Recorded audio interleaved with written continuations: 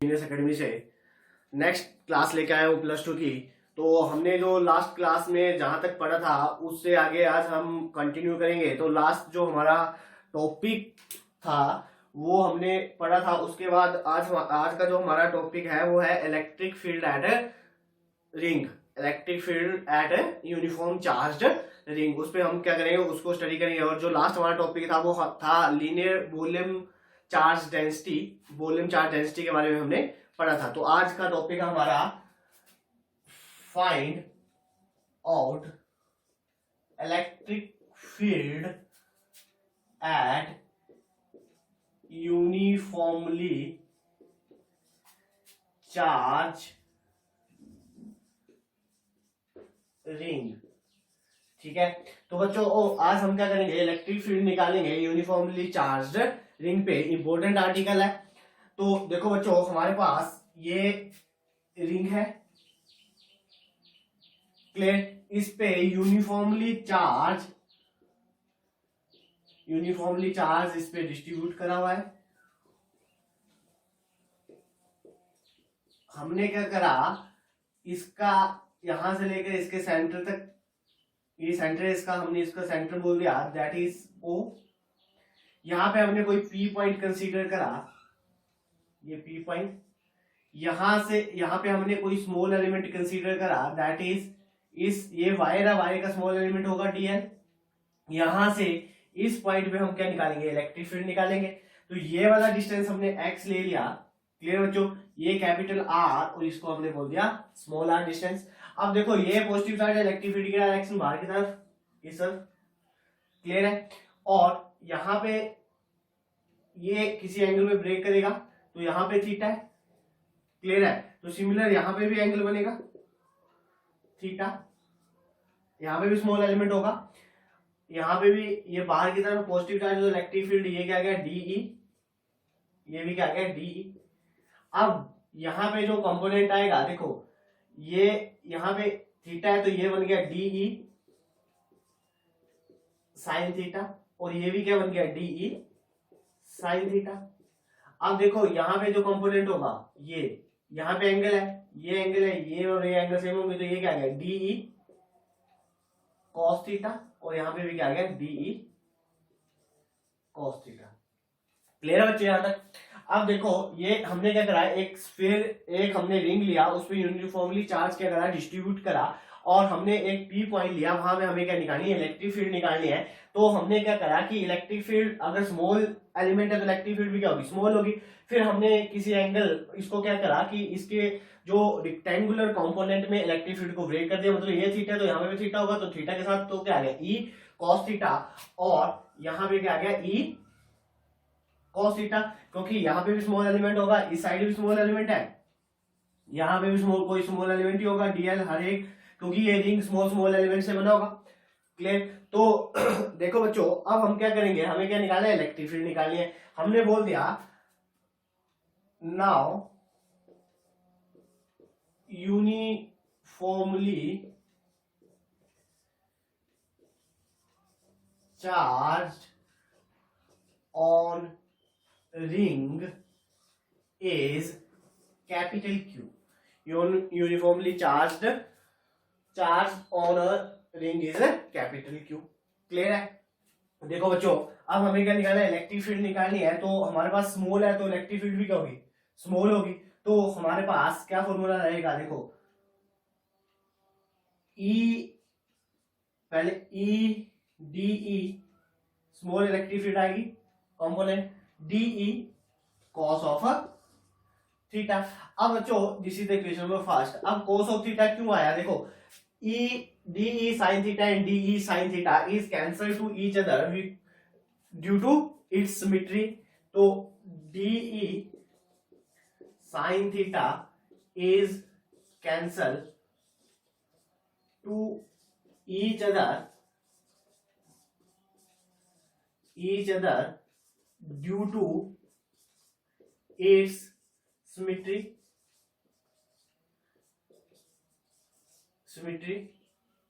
Clear है बच्चों। तो डी साइन थीटा कंपोनेंट क्या हो गया, कैंसिल हो गया, they are cancel to each other, क्योंकि ऑपोजिट डायरेक्शन में तो ये इसकी सिमेट्री के साथ ही क्या हो गया, कैंसिल हो। तो हमारे पास क्या बचा, cos of theta.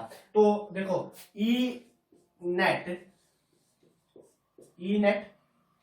Is equal to इसकी इंटीग्रेशन करूंगा, स्मॉल है, इसकी इंटीग्रेशन करूंगा तो मेरे पास होल आ जाएगा।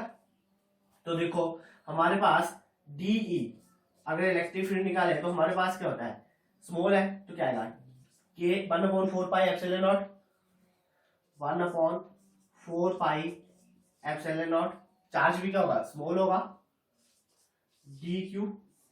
क्लियर है बच्चों। और डिस्टेंस क्या होगा, आर स्क्वायर। यहां तक कोई कंफ्यूजन, ठीक है। इसको इक्वेशन नंबर फर्स्ट बोल दिया, इसको इक्वेशन नंबर सेकंड बोल दिया। क्लियर है बच्चों, यहां तक क्लियर है। अब देखो ये वाली वैल्यू यहां यूज कर लो तो क्या आया, using equation second in first, E net equal to 1/4 pi epsilon naught D Q over R square into cos of theta into integration, equation number third. Clear है बच्चों, यहां तक ये बात समझ में आ गई, ठीक है। यहां तक लिख लिया, आगे करते हैं।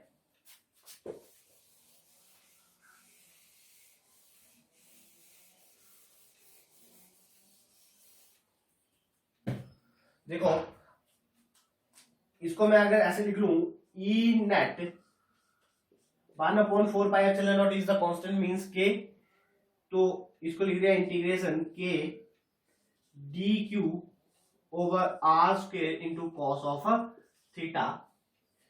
नाउ देखो ये आर कांस्टेंट, ये वाला आर भी क्या रहेगा, कांस्टेंट रहेगा, थीटा भी क्या रहेगा, कांस्टेंट रहेगा, एक्स भी क्या रहेगा, कांस्टेंट रहेगा, कोई कंफ्यूजन इसमें, ठीक है। तो now K theta capital R small R is constant. Clear. तो ये कांस्टेंट है तो ये इंटीग्रेशन से क्या आ जाएगा, बाहर आ जाएगा, इंटीग्रेशन से क्या आ गया, बाहर आ गया। तो E net equal to K over R square into cos of theta into integration of D Q. Clear. तो स्मॉल है, डी क्यू है, तो इसकी इंटीग्रेशन करूंगा तो क्या आ जाएगा, कैपिटल क्यू। तो क्या आ गया, E net equal to K cos of theta over R square into capital Q. यहां तक बात क्लियर है। ये आ गई हमारे पास इक्वेशन नंबर 4। क्लियर है, यहां तक लिख लिया, आगे करते हैं। देखो यहां तक समझ में आ गया। अब देखो हमारे पास ये आ गया, अब हमें cos थीटा की वैल्यू निकालनी है। देखो E net equal to K Q over R square into cos of theta. Clear है, क्योंकि cos ऑफ थीटा यहाँ पे कंपोनेंट है तो हमें cos की वैल्यू चाहिए। क्लियर। तो देखो अगर मैं इसको नाम दे दूं ओ ए पी, ठीक है, तो हमारे पास कौन सी ट्रायंगल आ गई, ओ ए पी से। Now triangle O A P cos is equal to base upon hypotenuse. तो हमारे पास क्या आ गया, देखो cos theta equal to base OP over hypotenuse AP. OP की वैल्यू कितनी है, x, और उसकी वैल्यू कितनी है। क्लियर, यहां तो कोई कंफ्यूजन। क्लियर बच्चों। अब ये वैल्यू यहां पे यूज कर देंगे तो हमारे पास क्या आएगा, E net equal to K Q over R square into cos की वैल्यू x ओवर आर। ये क्लियर है। अब हमारे पास इसको सोल्व किया तो क्या आ गया, K Q X over R cube into D. यहां तक ये बात समझ में आई, यहां तक क्लियर है। क्लियर है बच्चों। अब यहां तक लिख लिया। अब इससे आगे हम आर की वैल्यू निकालते हैं। आर क्या है हमारे पास, हाइपोटेन्यूस है, तो हम अकॉर्डिंग टू पाइथागोरस आर की वैल्यू निकाल सकते हैं। तो आर की वैल्यू हमारे पास क्या आएगी, देखो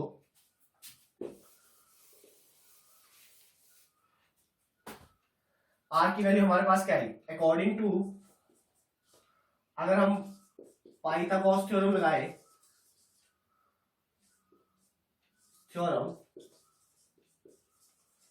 थ्योरम यूज करें, तो इसका स्क्वायर मतलब हमारे पास आर का स्क्वायर इज इक्वल टू इसका square R square plus X square. ये आ गई स्मॉल आर की वैल्यू, मीन्स हाइपोटेन्यूज का square is equal to perpendicular का स्क्वायर प्लस बेस का स्क्वायर। ये वैल्यू हम यहां पे यूज कर ले तो E net equal to K capital Q into X over, अगर यहां से आर की वैल्यू निकालू तो आर की वैल्यू क्या आएगी, R is equal to R square plus X square raise to power 1/2। Square है तो पावर वहां चलेगी, इसका स्क्वायर अंडर रूट आ जाएगा, तो हमारे पास आर क्यूब की वैल्यू क्या होगी, देखो R square plus X square raise to power 3/2। Clear है बच्चों यहां तक, ये बात समझ में आई? ठीक है, तो electric field on at uniformly charge ring is equal to K Q X over R square plus X square raise to power 3/2। Clear है यहां तक? देखो अब इसका जो हमारे पास फाइनल रिजल्ट आ गया, ये अगर हम तुम्हारी बुक्स में ऐसे लिखा होगा E net equal to 1/4 pi epsilon not X over R square plus X square raise to power 3/2। ये आ गया हमारे पास फाइनल रिजल्ट। क्लियर है बच्चों, यहां तक राइट डाउन करो, फिर हम आगे इसके स्पेशल केसेस करते हैं, दो इसके स्पेशल केसेस उसको सोल्व करते हैं। क्लियर है, लिख लिया? तो हमारा जो फर्स्ट स्पेशल केस है, देखो स्पेशल केस फर्स्ट, व्हेन ये वाला distance x is very very far away, अगर हमारा P पॉइंट बड़ा दूर हो जाए तो ये वाला डिस्टेंस क्या हो जाएगा, छोटा हो जाएगा। Means x is very very greater than 2r, that is r square plus x square is equal to x square, approximately x square. तो हमारे पास यहां पे क्या वैल्यू आ गई, देखो E net is equal to 1/4 pi epsilon naught Q over देखो ये x approximately equal to x आ जाएगा। तो हमारे पास क्या आ गया, देखो x over x square X square raise to power 3/2। तो इससे ये कैंसिल हो गया, तो हमारे पास क्या बचा, देखो 1/4 pi epsilon naught into Q into X over x cube, एक से ये x कैंसिल हो गया।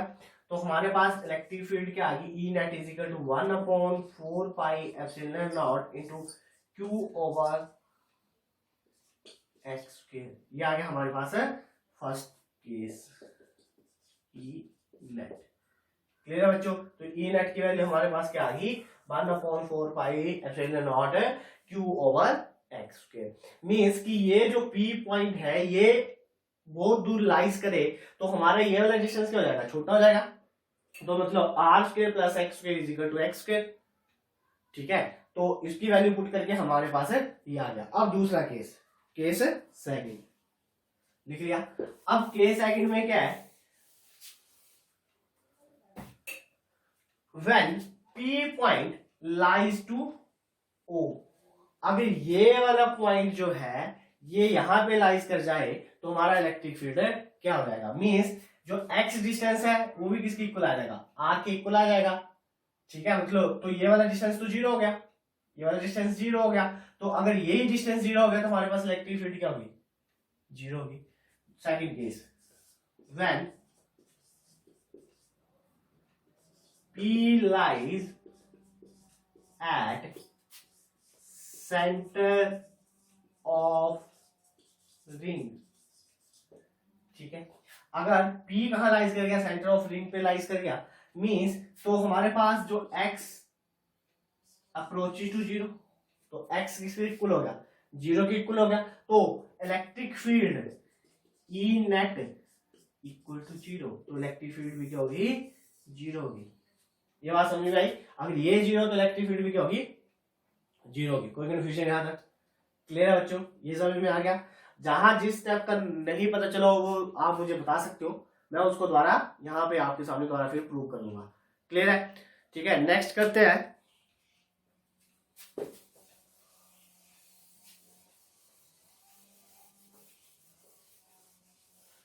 नेक्स्ट है हमारे पास इलेक्ट्रिक फील्ड लाइन। नेक्स्ट है हमारे पास इलेक्ट्रिक फील्ड लाइंस। अब इलेक्ट्रिक फील्ड लाइंस क्या होती है कि हमारे पास कोई यूनिट पॉजिटिव चार्ज है, क्लियर है, वो क्या करेगा, इलेक्ट्रिक फील्ड को क्या करेगा, स्प्रेड करेगा, ठीक है। तो मींस इसकी डेफिनेशन क्या हुई, it is path straight or curved by unit positive charge is called electric field lines of force। Means कि जो यूनिट पॉजिटिव चार्ज है वो क्या करेगा, पाथ होगा उसका कौन सा, या तो स्ट्रेट होगा या तो कर्व्ड होगा, और उसको हम क्या बोलेंगे, इलेक्ट्रिक फील्ड लाइंस। क्लियर है बच्चों। तो देखो अगर हमारे पास पॉजिटिव चार्ज है, ठीक है, इसकी जो हमारे पास अगर कोई पॉजिटिव चार्ज है,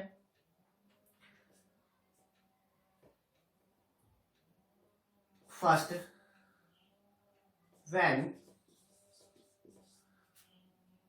when charge is positive, charge क्या है, positive, then electric field lines always originated from it, ठीक है। अगर पॉजिटिव चार्ज है, देखो बच्चों अगर पॉजिटिव चार्ज है तो इलेक्ट्रिक फील्ड की डायरेक्शन हमेशा क्या होगी, ओरिजिनेटेड, मतलब बाहर की तरफ निकलेंगी, ठीक है। मतलब इलेक्ट्रिक फील्ड लाइन ऐसे निकलेंगी बाहर की तरफ, ठीक है। क्लियर है बच्चों, या ये बात समझ में आई कि अगर पॉजिटिव चार्ज है तो वो हमेशा क्या करेंगे, ओरिजिनेटेड होंगे, मतलब आउटसाइड बाहर की तरफ रहेंगी। क्लियर है। अगर हमारे पास नेगेटिव चार्ज है, when charge is negative, then electric field lines always terminated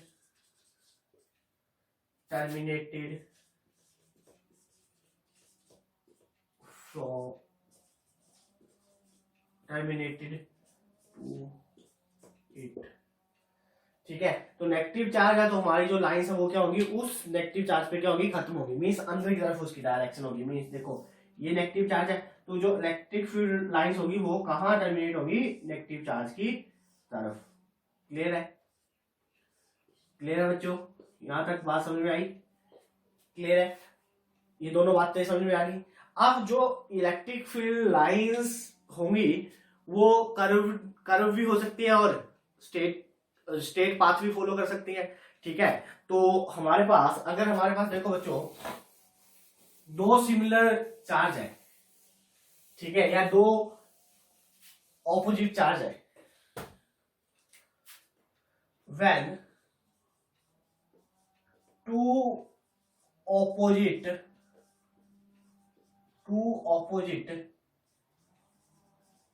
charges, then electric field lines are क्या होगी, curved or straight path, means length wise attraction between them, means कि जो हमारे पास ऑपोजिट चार्जेस है, means हमारे पास जैसे ये एक पॉजिटिव चार्ज है और यहाँ पे एक नेगेटिव चार्ज है। तो बच्चों तुम्हें पता है कि पॉजिटिव चार्ज से इलेक्ट्रिक फील्ड क्या करती है, ओरिजिनेट होती है, मतलब यहां से निकलेंगी और टर्मिनेट कहां पे होगी, नेगेटिव में। मीन्स कि यहां से इलेक्ट्रिक फील्ड लाइन से ऐसे निकली और यहाँ पे क्या होगी, टर्मिनेट, मतलब यहां से ये निकल रही है और यहाँ पे क्या कर रही है, टर्मिनेट। ठीक है बच्चों, तो ये पाथ कौन सा आ गया, इसका कर्व्ड आ गया, कोई कंफ्यूजन यहां तक, कि हमेशा जो इलेक्ट्रिक फील्ड लाइंस है वो कहां से निकलेंगी, पॉजिटिव चार्ज से निकलेंगी और खत्म कहां होगी, नेगेटिव चार्ज पे। मींस कि ये स्टेट भी हो सकता है, यहां से भी जाएंगे electric field lines. Clear, they are unlike charges. Clear है बच्चों।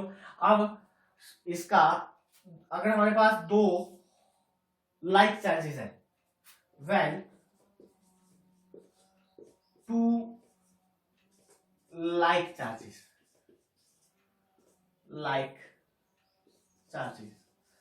अगर हमारे पास दोनों लाइक चार्जेस है, क्लियर है, अगर लाइक चार्जेस है मीन्स पॉजिटिव, तो इसकी इलेक्ट्रिक फील्ड डायरेक्शन कहां होगी, बाहर की तरफ ही होगी। क्लियर है, और यहां पे भी क्या होगी, बाहर की तरफ होगी। कोई कंफ्यूजन इसमें, ये भी बाहर की तरफ निकलेंगी और यहां पे भी बाहर की तरफ निकलेंगी, यहां पे भी बाहर की तरफ है। ठीक है, तो ये आपस में मीट करेंगी, नहीं करेंगी, क्योंकि ये तुम्हें पता है कि पॉजिटिव से हमेशा क्या निकलती है, आउटवर्ड ही निकलेंगी, बाहर की तरफ निकलेंगी और टर्मिनेट कहां होंगी, नेगेटिव पे होंगी। क्लियर है यहां तक। ठीक है बच्चों, नेक्स्ट हमारे पास properties of electric field lines, properties of electric field line, properties of electric field lines। अब इसकी क्या प्रॉपर्टी है, ये तो तुम्हें पता चल गया कि इलेक्ट्रिक फील्ड लाइंस होती क्या है। और अब देखो फर्स्ट प्रॉपर्टी आप बोल सकते हो कि the positive charge is always related, the electric field lines always originated from the positive charge, and second property is it is always terminated in a negative charge। ठीक है, next one, it is never, देखो ऐसे बोल सकते हैं, electric field lines never intersect to each other, एक दूसरे को इंटरसेक्ट नहीं कर सकती। ठीक है, सेकंड वन, जो हमारी इलेक्ट्रिक फील्ड लाइंस जो होंगी वो कहां से ओरिजिनेट करेंगी, पॉजिटिव से ओरिजिनेट करेंगे और टर्मिनेट कहां करेंगी, नेगेटिव पे। ठीक है, जो हमारे पास नेक्स्ट है कि जो इलेक्ट्रिक फील्ड लाइंस होंगी, electric field lines is direction is drawn a tangent on it, so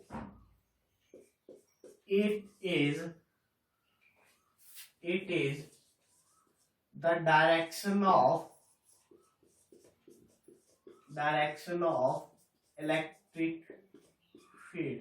means कि ये हमारे पास कोई इलेक्ट्रिक फील्ड ये है, लाइंस है, हमने क्या करा, इस पे एक टेंजेंट ले लिया, ठीक है, इस पे टेंजेंट ले लिया, तो ये किसकी डायरेक्शन होगी, इलेक्ट्रिक फील्ड की। ठीक है बच्चों, कि electric field lines is drawn a tangent on it, so it is the direction of a electric field. Clear है? अब तुम्हारे पास एक क्वेश्चन है, इसमें बोला हुआ है कि why is the electric field lines of force never intersected each other, कि वो आपस में कभी भी एक दूसरे को इंटरसेक्ट नहीं कर सकती। क्यों नहीं कर सकती? देखो, अगर हमारे पास दो इलेक्ट्रिक फील्ड लाइंस है, अगर वो एक दूसरे को इंटरसेक्ट कर देंगे तो वहां पे क्या आएगा, वहां पे इलेक्ट्रिक फील्ड की, वहां पे क्या होगा, इलेक्ट्रिक फील्ड की डायरेक्शन आएगी। मीन्स अगर एक दूसरे को वो करेंगे तो वहां पे टेंजेंट आएगा। अगर वहां पे अगर टेंजेंट क्रिएट हो रहा है तो वहां पे एक ही फील्ड लाइंस पे दो इलेक्ट्रिक फील्ड की डायरेक्शन नहीं हो सकती, मतलब it is not a possible, मतलब वहां पे दो टेंजेंट बन जाएंगे और that is not a possible. तो इसका आंसर लिखो, electric field lines never cross to each other। क्यों नहीं कर पाएंगी? because they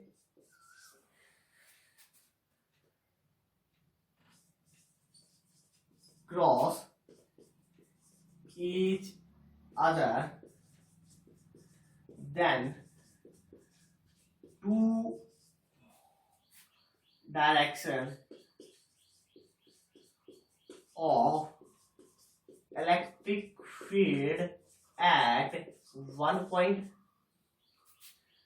एक ही पॉइंट पे दो डायरेक्शन हो जाएंगी इलेक्ट्रिक फील्ड की। Means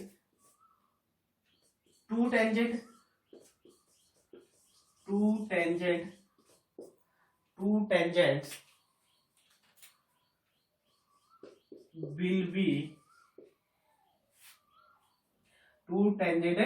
will be there।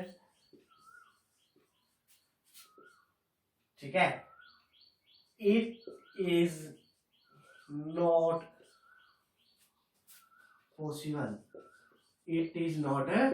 possible। अगर वो एक दूसरे को इंटरसेक्ट कर जाएंगे तो एक ही पॉइंट पे इलेक्ट्रिक फील्ड की दो डायरेक्शन होगी, और दो डायरेक्शन होगी मींस वहां पे दो टेंजेंट होंगे। अगर दो टेंजेंट हो गए तो मतलब दैट इज नॉट पॉसिबल, तो ये एक दूसरे को इंटरसेक्ट नहीं कर पाएंगी। क्लियर है बच्चों? यहां तक समझ में आ गया? ठीक है, राइट डाउन कर लो। ठीक है, थैंक यू।